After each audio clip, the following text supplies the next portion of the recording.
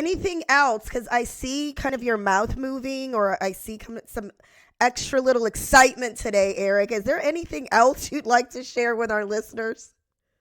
Yeah, this is I think this is like the squishy one that Dr. Duckworth was kind of talking about, but it really resonated He is smiling ear to ear. He just had to get a fourth one in, y'all. because we've heard this so many times from the educators that you interview, and it's so critical and it makes a huge difference. And Dr. Duckworth validates this with the research that she's doing, but it's building a growth mindset culture and not just having it be a lesson.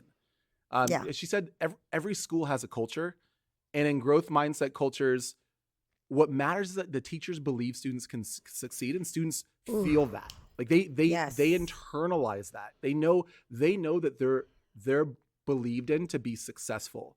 And there's data that backs this up.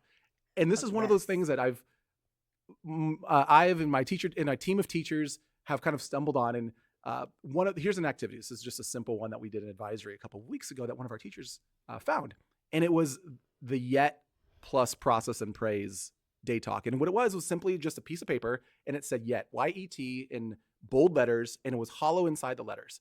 And on the outside, students had to write what they could do around the word yet. And on the inside, they wrote what they couldn't do. But then when they read it, they said, I'm not a fast reader, or I don't remember what I read all the time yet. And they added the word yet. And then we started using that word so yet. Powerful. I'm not great at coding yet. I'm not great at doing math equations yet. And when we added that word, it made a huge difference. And when you put in these strategies, you start changing and reframing the way students think. And there's so many different ones. And it creates a culture.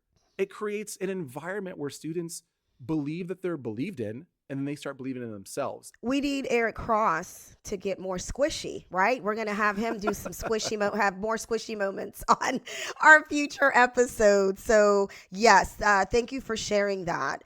That has always been kind of my motto, and why I got into education, similar to you, is I believe that all students, and this is like in my core, in my bones, Eric, right? I believe that all students can be successful in a classroom given the right supports, right? Like I believe that, but like you said, students have to believe that as well. So we have to be genuine and authentic when we show up in that way. So, because they know when you're not. So I really appreciate that last takeaway.